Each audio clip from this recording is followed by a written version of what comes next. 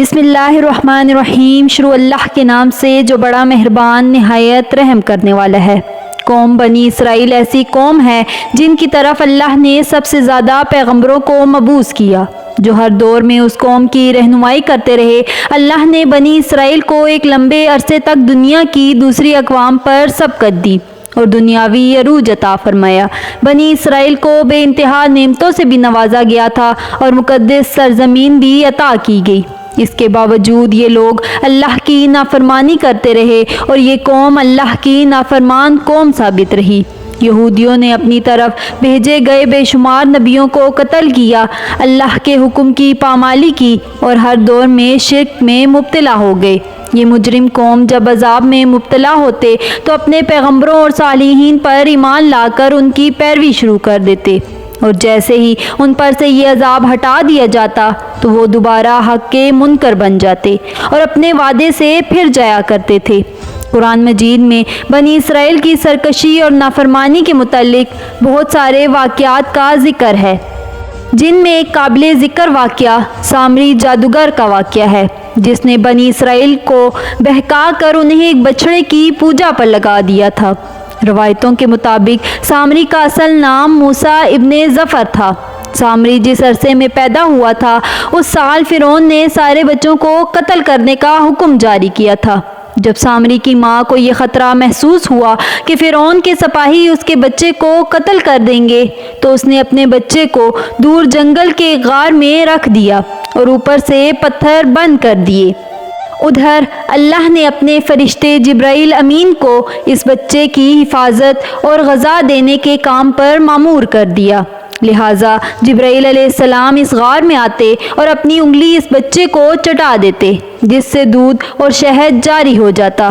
اس طرح حضرت جبرائیل علیہ السلام نے اللہ کے حکم سے اس کو اپنی انگلی سے دودھ پلا کر پالا اور اس غار میں وہ پل کر بڑا ہو گیا۔ اس کا نام بھی موسیٰ تھا اور حضرت موسیٰ علیہ السلام کا نام بھی موسیٰ تھا۔ ایک طرف موسیٰ سامری کو جبرائیل علیہ السلام نے پالا تھا تو دوسری طرف حضرت موسیٰ علیہ السلام کی پرورش فرعون کے گھر میں ہوئی تھی، مگر اللہ کی قدرت یہ ہوئی کہ فرعون کے گھر میں پرورش پانے والے موسیٰ علیہ السلام اللہ کے رسول ہوئے اور جبرائیل علیہ السلام کا پالا ہوا موسیٰ سامری کافر بن گیا۔ دراصل جب اللہ رب العزت نے بنی اسرائیل کو فرعون کی غلامی سے نجات دلائی اور فرعون کو اس کے لشکر سمیت دریائے نیل میں غرق کر دیا تو یہ قوم حضرت موسیٰ علیہ السلام کے ساتھ وادی سینا میں ہجرت کر گئی۔ وہاں اللہ نے حضرت موسیٰ علیہ السلام سے وعدہ کیا کہ انہیں مقدس کتاب تورات عطا کی جائے گی، جو بنی اسرائیل اور بعد کے آنے والے لوگوں کے لیے ہدایت ہوگی۔ حضرت موسیٰ علیہ السلام کو یہ حکم ملا کہ وہ 30 راتوں کے لیے کوہ طور پر قیام کریں، اس کے بعد انہیں تورات دی جائے گی، لہٰذا حضرت موسیٰ علیہ السلام نے اپنے بھائی ہارون علیہ السلام کو اپنا خلیفہ مقرر کیا اور بنی اسرائیل کو اپنے بھائی کے سپرد کر کے انہیں یہ کام سونپا کہ جب تک آپ کوہ طور سے واپس نہ لوٹیں گے وہ اس قوم کے مسائل کو دیکھیں گے اور ان کا انتظام سنبھالیں گے۔ حضرت موسیٰ علیہ السلام کوہ طور پر چلے گئے، جہاں آپ پورے 1 ماہ روزے اور عبادت میں مشغول ہو گئے۔ ادھر شیطان مردود کو بنی اسرائیل کو بہکانے کا ایک سنہرا موقع مل گیا، لہٰذا سامری نے بنی اسرائیل کو بھٹکانے کا ارادہ کیا۔ موسیٰ سامری بنی اسرائیل کے ساتھ مصر سے ہجرت کر کے ان کے ساتھ آیا تھا۔ جب حضرت موسیٰ علیہ السلام کو کوہ طور سے آنے میں تاخیر ہوئی اور وہ 30 دن سے بھی زیادہ ادھر رک گئے تو سامری نے بنی اسرائیل میں یہ افواہ پھیلا دی کہ موسیٰ علیہ السلام کی موت ہو گئی ہے۔ اس نے بنی اسرائیل سے کہا کہ تم لوگ اپنے سونے چاندی کے زیورات میرے پاس رکھ دو تاکہ آگے سفر میں یہ قیمتی سامان کہیں کھو نہ جائے۔ چونکہ وہ ایک معزز شخص مانا جاتا تھا لہٰذا بنی اسرائیل نے تمام سونے چاندی اسے دے دیے۔ اس نے آگ کی ایک بھٹی جلائی اور ان تمام زیورات کو اس بھٹی میں ڈال دیا۔ دیکھتے ہی دیکھتے سونا چاندی پگھلنے لگے اور اس بھٹی میں ایک آگ کے بچڑے کی شکل کا مورتی نکلا۔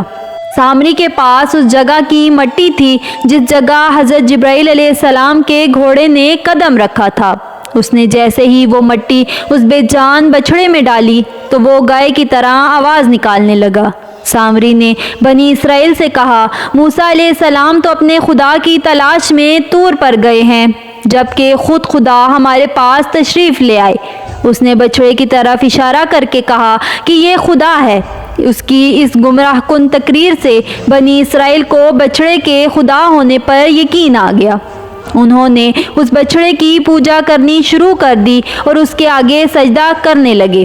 12,000 آدمیوں کے سوا ساری قوم نے سونے کے اس بچڑے کی عبادت شروع کر دی۔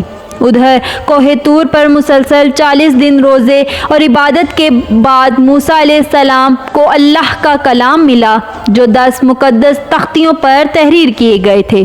جب آپ کوہ طور سے واپس آئے تو اپنی قوم میں ماحول کو تبدیل شدہ پایا۔ ہر طرف کفر و شرک کی بو آ رہی تھی اور لوگ ایک بچڑے کی عبادت میں مشغول تھے۔ یہ سب دیکھ کر حضرت موسیٰ علیہ السلام غضبناک ہو گئے اور آپ پر جلاد طاری ہو گیا۔ آپ نے اپنے بھائی ہارون علیہ السلام کو داڑھی سے پکڑ کر گھسیٹنا شروع کر دیا اور غصے میں آ کر کہا کہ میں نے تمہیں اس قوم کی ذمہ داری دی تھی، پھر شرک کیسے ہو گیا؟ لوگ اس بچڑے کی پوجا کیوں کر رہے ہیں؟ حضرت ہارون علیہ السلام نے کہا، اے میرے بھائی، مجھ پر ملامت مت کرو، اس قوم نے میری بات نہ مانی اور مجھے کمزور کر دیا۔ میرے لاکھ سمجھانے کے باوجود یہ اس عمل میں پڑ گئے اور مجھے جان سے مارنے کی دھمکی دی، لیکن میں ان ظالم لوگوں میں شامل نہیں ہوں۔ لہٰذا موسیٰ علیہ السلام کا جلال جب کچھ کم ہوا تو آپ نے اللہ سے اپنے بھائی کی بخشش کی دعا فرمائی۔ بنی اسرائیل نے جب حضرت موسیٰ علیہ السلام کو دیکھا تو بہت شرمندہ ہوئے اور اپنے اس شرکیہ عمل پر ملامت کرنے لگے۔ موسیٰ علیہ السلام نے سامری سے پوچھا کہ تو نے اس قوم کو باطل معبود کے پیچھے کیوں لگا دیا؟ تو سامری نے کہا کہ میرے نفس نے مجھے اس کام کے لیے مجبور کیا تھا اور یہ میری فریب کاری تھی۔ حضرت موسیٰ علیہ السلام نے اس بچڑے کو جلا کر راکھ کر دیا اور اس کے ٹکڑے ٹکڑے کر کے سمندر میں بہا دیے۔ روایتوں میں آتا ہے کہ موسیٰ علیہ السلام پر یہ حکم نازل ہوا تھا کہ آپ 80 آدمیوں کو منتخب کر کے کوہ طور پر لے جائیں اور یہ سب لوگ بچڑا پوجنے والوں کی طرف سے معذرت طلب کرنے کے لیے یہ دعا مانگے کہ بچڑا پوجنے والوں کے گناہ معاف ہو جائیں۔ لہٰذا موسیٰ علیہ السلام نے چن چن کر اچھے اور صالح آدمیوں کو اپنے ساتھ لیا اور کوہ طور پر تشریف لے گئے۔ جب لوگ وہاں معافی طلب کرنے لگے تو اللہ کی طرف سے آواز آئی، اے بنی اسرائیل، میں ہی خدا ہوں اور میرے سوا کوئی معبود نہیں۔ میں نے ہی تمہیں فرعون کے ظلم و ستم سے نجات دلا کر تم لوگوں کو بچایا ہے، لہٰذا تم لوگ فقط میری ہی عبادت کرو اور میرے سوا کسی کو مت پوجو۔ اللہ کا یہ کلام سن کر یہ 80 آدمی کہنے لگے، اے موسیٰ علیہ السلام، ہم ہرگز آپ کی بات نہ مانیں گے جب تک ہم اللہ کو اپنے سامنے نہ دیکھ لیں۔ یہ 80 آدمی اپنی ضد پر قائم رہے کہ ہم کو اللہ کا دیدار کرنا ہے، ورنہ ہم ہرگز نہ مانیں گے۔ حضرت موسیٰ علیہ السلام نے انہیں بہت سمجھایا لیکن وہ اپنی بات پر اڑے رہے، یہاں تک کہ اللہ نے اپنی جلال کا اظہار کچھ اس طرح کیا کہ ایک فرشتہ بھیجا جس نے ایک خوفناک چیخ ماری جس سے ان لوگوں کے دل پھٹ گئے اور یہ لوگ مر گئے۔ حضرت موسیٰ علیہ السلام نے اللہ سے ان کو دوبارہ زندہ ہونے کی دعا مانگی تو یہ لوگ دوبارہ زندہ ہو گئے اور اللہ پر ایمان لے آئے۔ حضرت موسیٰ علیہ السلام نے سامری کو بنی اسرائیل سے نکال دیا اور کسی کو بھی یہ حق نہ دیا کہ اس سے رابطہ رکھے۔ بعض مفسرین نے لکھا ہے کہ سامری کا جرم ثابت ہونے کے بعد حضرت موسیٰ علیہ السلام نے بد دعا کی اور اللہ نے اسے ایسی بیماری میں مبتلا کیا کہ جب تک وہ زندہ رہا کوئی اس کے قریب نہ جاتا تھا اور اس طرح وہ ذلت کی موت مارا گیا۔ جزاک اللہ خیر۔